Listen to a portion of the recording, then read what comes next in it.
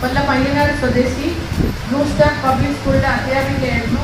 തന്റെ ജീവിതാഭിലാഷമായിരുന്ന മാധ്യമ പ്രവർത്തന രംഗത്തേക്ക് പ്രവേശിച്ചു.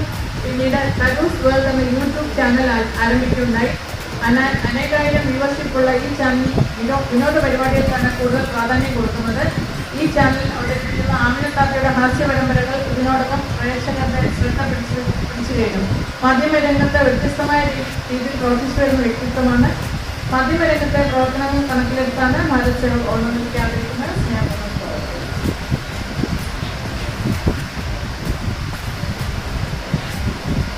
ശ്രീമതി ഷീജ